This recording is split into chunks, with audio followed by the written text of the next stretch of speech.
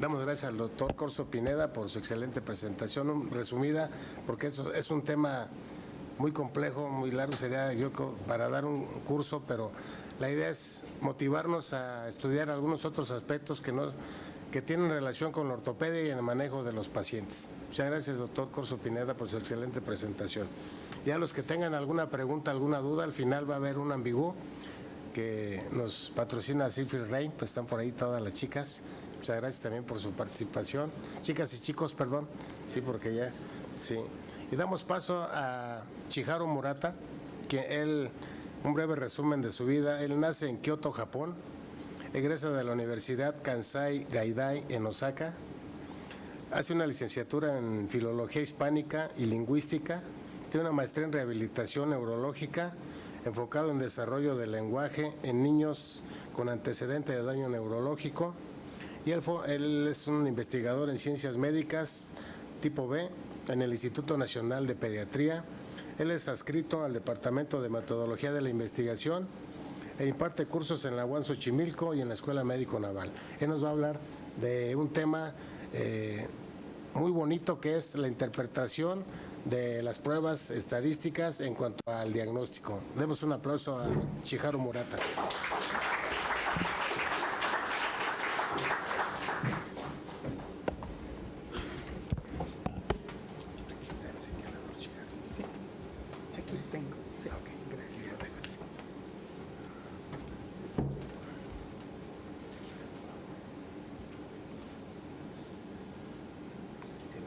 Sí, muchas gracias.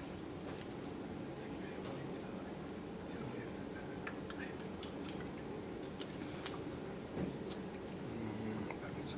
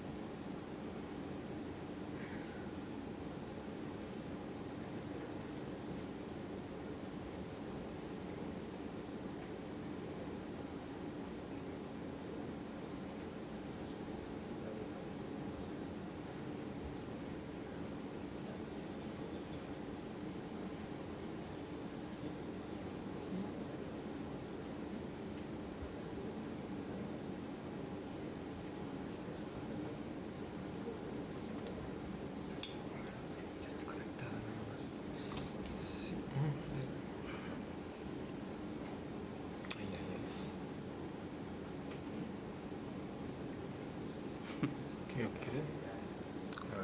Ahí está. Ya. Perdón. Buenas noches.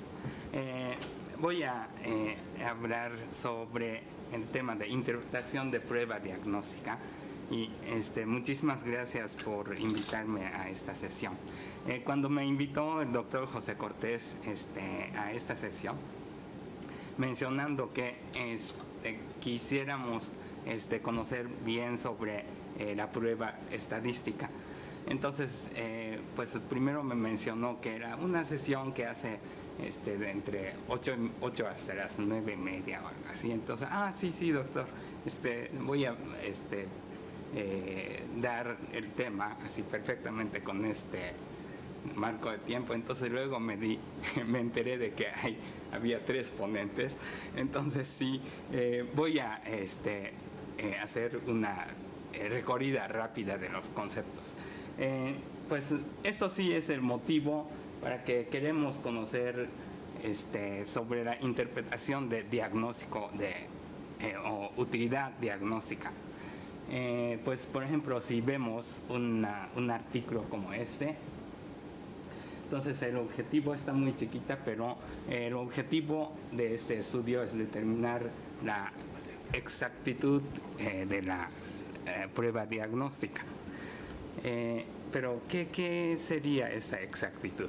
Y si vemos la parte de análisis de datos, entonces menciona de sensibilidad, especificidad, valor predictivo positivo negativo, intervalo de confianza y también razón de verosimilitud.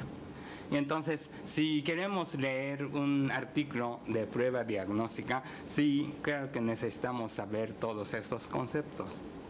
Y el resultado que resumen los artículos, los autores en forma así tan sencilla como en esa tabla de contingencia. Abajo dice sensibilidad 89.7%, intervalo de confianza de 75.8 a 97.1 y luego especificidad, valor predictivo positivo, razón de verosimilitud positiva y negativa. Entonces, pero a veces nos cuesta trabajo si no conocemos bien qué es lo que representa cada uno de estos. Entonces, finalmente, la lectura de nuestro artículo médico es solo ver la parte de introducción y luego brinca todo de método y resultado y llegar a la conclusión. Entonces, pero eso sí es una forma de lectura no crítica. Entonces, la intención de esta plática es muy rápidamente introducir el concepto básico de estos parámetros. Y pues si vemos un artículo como de esto, pues peor tantito es de revisión sistemática, donde sí aparecen, voy a agrandar esa parte, prevalencia, sensibilidad, especificidad y puros esos numeritos. Y además finalmente aparecen esas gráficas. Entonces, al final de esta plática, lo que espero es que todos entendemos esos resultados. Concepto blanco que atacamos en esta plática es sensibilidad, especificidad, valor predictivo positivo negativo y razón de verosimilitud razón de verosimilitud positiva, positivo y negativo. Y estos, pero voy a poner aquí en inglés también porque también al abreviar, a veces utilizan la abreviatura en inglés y todo eso. Entonces, para aclarar un poco, sensibilidad y especificidad no hay gran problema, valor predictivo positivo negativo tampoco, pero razón de verosimilitud aquí se utiliza mucho LR positivo y LR negativo, aún en los escritos en español también. Entonces, si vemos LR positivo, estamos hablando de razón de verosimilitud. También sí hay autores que manejan al escribir en español RB, pero están mezclados el uso. Pero para atacar esos conceptos básicos necesitamos ver algunos conceptos. Para atacar estos conceptos necesitamos ver algunos conceptos básicos como estructura de la tabla de contingencia y razón de momios y teorema de Bayes. Teorema de Bayes, hice una medida de tiempo, pero no entró muy bien. Entonces, si hay una otra ocasión, me gustaría hablar de eso.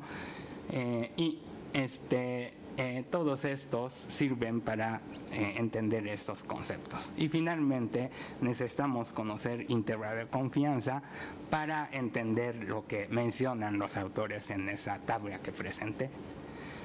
Primero, estructura de la tabla de contingencia. Aquí podemos ver la sensibilidad, especificidad, valor predictivo positivo y negativo. Y tabla de contingencia sí es una tabla que conocemos en esta forma. Y aquí estamos señalando aquí los casos verdaderamente positivo, quiere decir los que tienen enfermedad verdadera, si estamos hablando de enfermedad. Y se puede calcular en esta forma A más C sobre la totalidad. Entonces eso es igual que la prevalencia, porque los casos, la tasa de los casos dentro de la población, entonces es una prevalencia. Luego, los casos verdaderamente negativos, es contraparte de lo que hemos visto.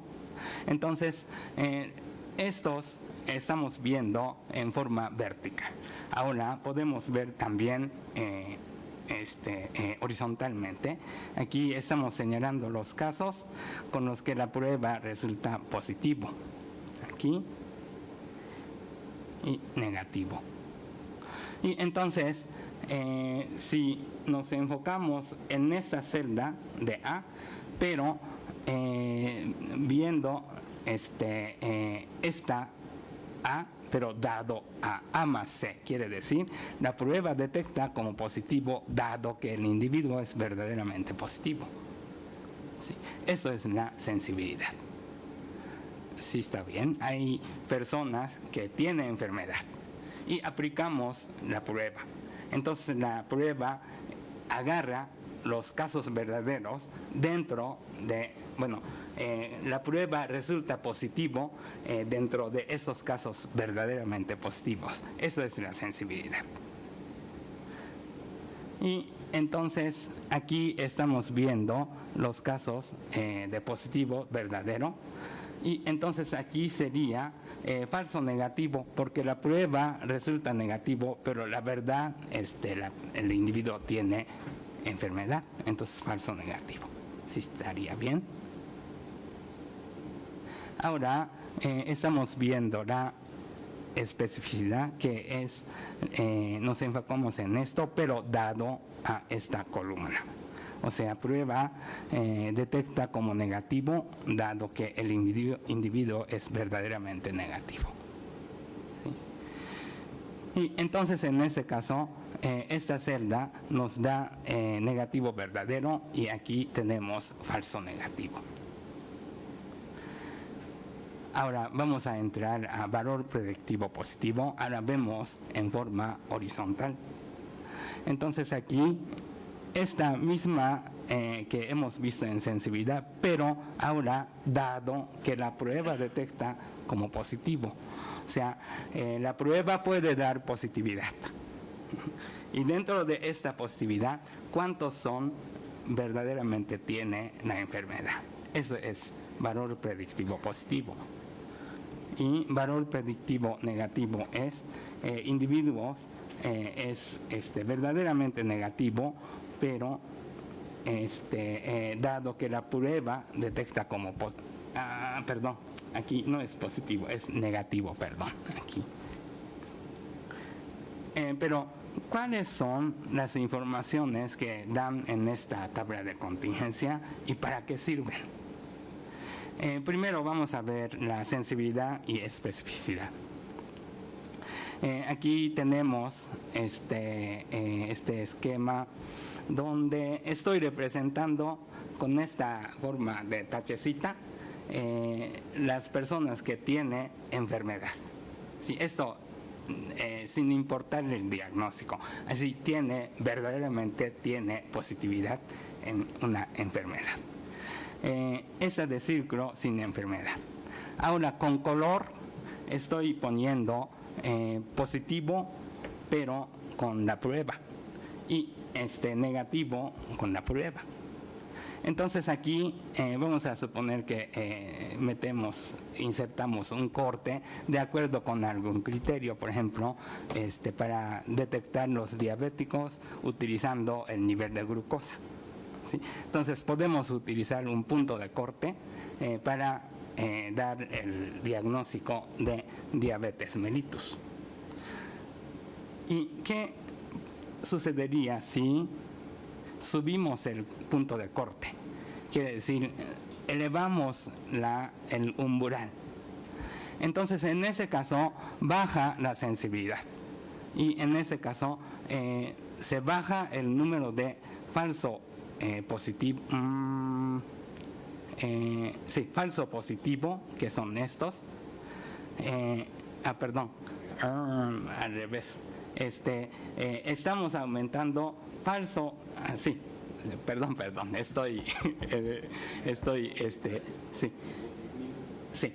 falso positivo sí disminuye, o sea, el número de redondos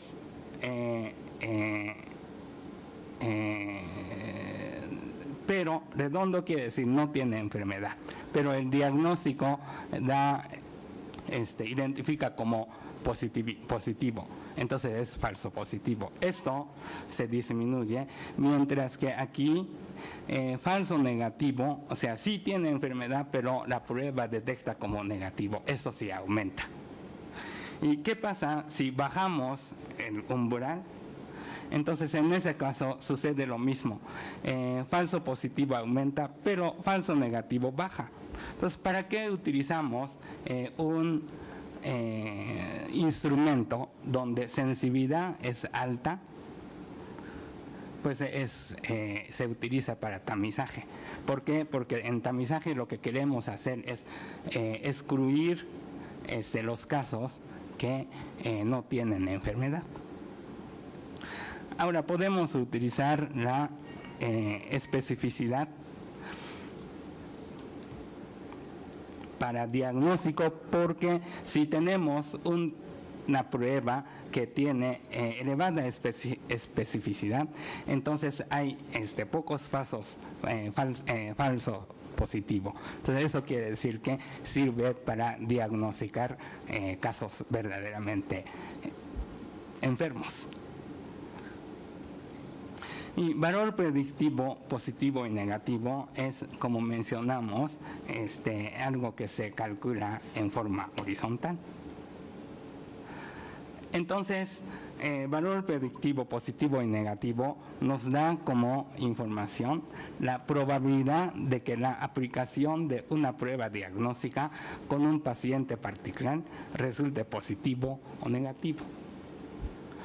Si es así, entonces los valores importantes para un clínico no serían sensibilidad y especificidad, sino valor predictivo positivo y negativo, porque aplican la prueba y lo que le interesa al clínico no es la capacidad del instrumento, sino frente a él tiene su paciente y qué tanto de probabilidad puede decir que tiene enfermedad o no tiene enfermedad. Entonces sería valor predictivo positivo y negativo es lo que importa para los clínicos. La respuesta es no necesariamente. ¿Por qué? Por ejemplo, aquí estamos viendo la misma tabla que presentamos anteriormente. Entonces, este estudio se realizó para determinar la utilidad diagnóstica de ultrasonografía para detectar la fractura en el contexto de atención de emergencia, o sea, en urgencias. Entonces aquí los autores mencionan que sensibilidad es 89.7%. Después hablamos de intervalo de confianza, especificidad 89.5%, y luego menciona valor predictivo positivo es 94.6% y valor predictivo negativo es 81%. Ahora, razón de verosimilitud, eso después discutiremos, pero entonces, si es así, si valor predictivo, valor predictivo positivo es el parámetro que nos da la probabilidad de ser positivo, dado que el instrumento da la positividad. Entonces 94.6% es fabuloso, porque pues ya casi con la probabilidad bastante alta podemos agarrar verdaderos los casos positivos. Pero vamos a ver cómo calcular esto. Aquí tenemos la misma tabla. Entonces están calculando los autores en esta forma. Valor predictivo positivo. Gracias. Sí, muchas gracias. Tampoco.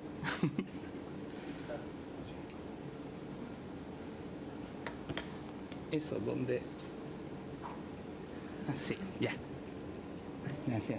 Entonces aquí valor predictivo positivo. El numerador es este caso 35, dado esta suma de 35 más 2, que es 37, entonces 0.946 y multiplicando por 100, 94.6%, como reportan los autores. Pero, ¿qué pasaría si cambiamos así? O sea, estoy multiplicando por 10 el lado de negativos. No estoy cambiando aquí ni sensibilidad ni especificidad del instrumento, ¿sí? Porque aquí simplemente estoy multiplicando por 10 en el lado negativo de diagnóstico de radiología. Entonces, como ambos de las partes está multiplicado por lo mismo, entonces no se cambia la especificidad. La sensibilidad no se altera para nada, pero al calcular el valor predictivo positivo, 0.636, o sea, 63.6%, y se ha bajado, pero tremendamente. Aquí tenemos, bueno, como mencioné, no estamos alterando ni sensibilidad ni especificidad. ¿Y qué pasaría con el lado de valor predictivo negativo? Eso es lo que reportan los autores. Y si hacemos lo mismo, multiplicamos por 10, entonces ahora aumenta a 97.7%. Y entonces, ¿qué es lo que estamos alterando de la tabla? Pues lo que estamos alterando es la prevalencia. Quiere decir que valor predictivo positivo y negativo son valores que dependen de la prevalencia. Entonces aquí, si leemos este artículo y decimos que es fabuloso, el ultrasonido nos sirve, y si concluimos así, estamos mal. Lo que pasa es que necesitamos saber la prevalencia de fracturas en nuestra población que atendemos. Y esto es la relación de la valor predictivo positivo y prevalencia, y valor predictivo negativo y prevalencia. Así como vemos, si aumentamos la prevalencia, entonces hay tendencia de que valor predictivo positivo también se aumenta. Pero aplicando la misma, mismo instrumento como de esta capacidad, pero si aplicamos dentro de la población donde la prevalencia es baja, esa prevalencia se va a ir bajando. ¿Sí? Y lo contrario sucede con valor predictivo negativo. Por eso, en el ejemplo que observamos, al aumentar o al bajar la prevalencia, lo que se aumenta es al disminuir la prevalencia en ese ejemplo, se aumentó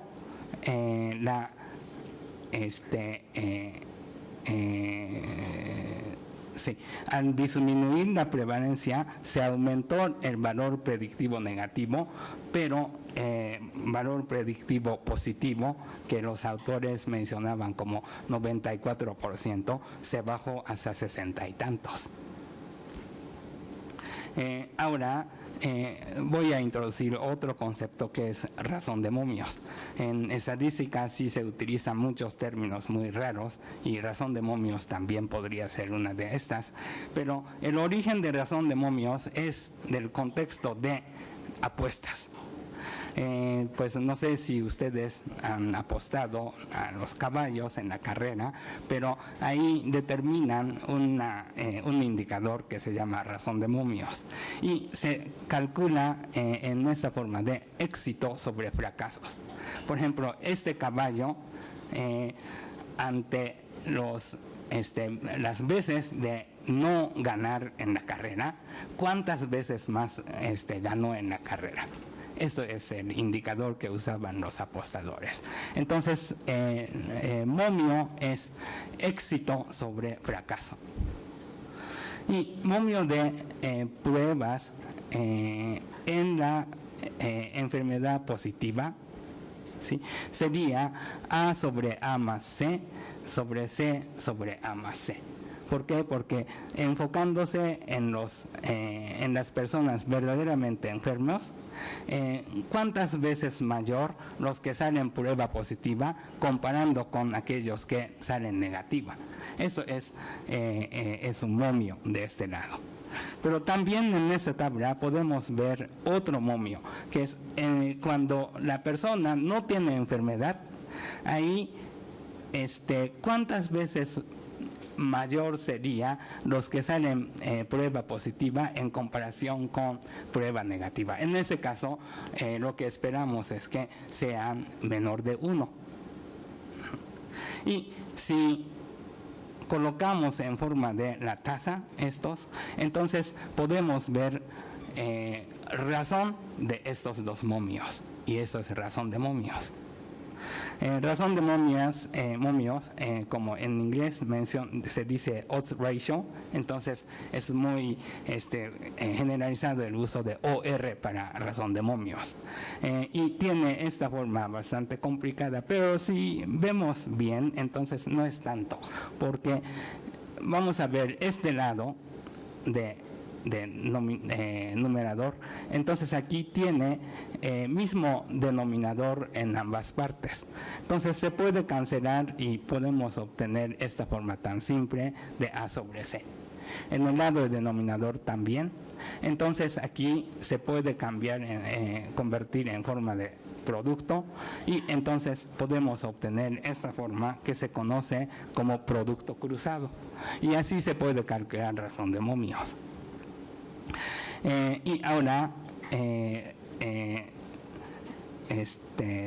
razón de verosimilitud positiva y negativa. Hemos visto que, bueno,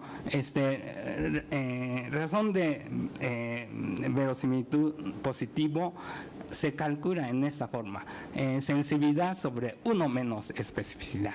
Pero 1 menos especificidad es, como vemos anteriormente, es si vemos la tabla de contingencia, entonces aquí sensibilidad es tasa de positividad verdadera, y 1 menos especificidad es lo contrario, y tasa de falso positivo.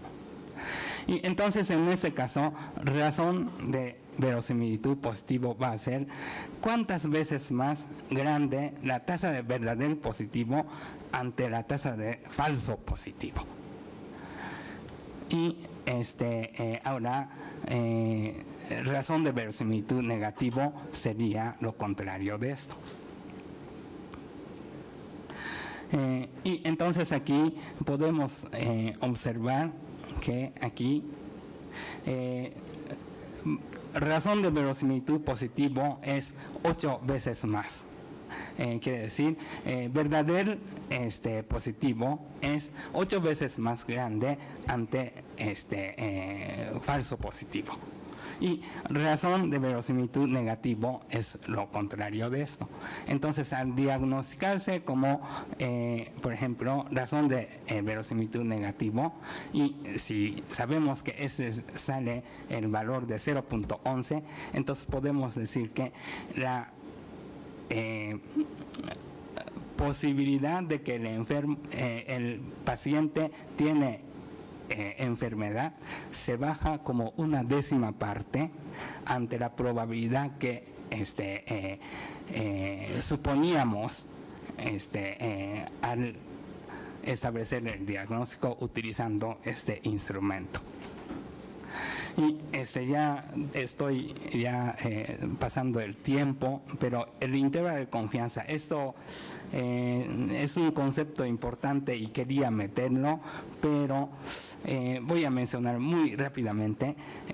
Lo que pasa es que muchas veces al preguntar en el aula, ¿qué creen que sea intervalo de confianza 95%? Entonces muchas personas dicen que es el valor en el que 95% de la población se encuentra, pero esto no lo es.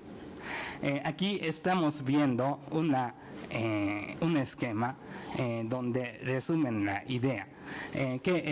Esto es la población y queremos estimar el valor verdadero de la población a partir de una muestra. Pero esta muestra, por ejemplo, vamos a tomar 100 pacientes dentro de la población. Pero lo que queremos conocer es cuál es el valor verdadero de la población y no de la muestra. Entonces, eso quiere decir que una muestra es sustituible por otras. Entonces podemos generar muchos diferentes valores de estimadores. Y este estimador sí se puede tener, variabilidad. Entonces podemos conocer o pensar en la distribución de los estimadores. Por ejemplo, lo que queremos conocer es promedio de algo. De la población. Entonces podemos generar muchos promedios, pero de muestra, que son estimadores. Utilizando estos estimadores podemos calcular una cantidad que se llama error estándar, en ese caso de la media, que es la desviación estándar de los estimadores que estamos generando. Y con esto podemos construir un intervalo en donde esperamos que se encuentre el valor verdadero de la media poblacional. Y así también. Y aquí los amarillos son las medias que generamos nosotros con desviación estándar, que agarra el verdadero valor de la media. En este caso, utilizando la propiedad de la distribución normal, podemos decir que 68-26% agarran el verdadero valor en este intervalo de confianza.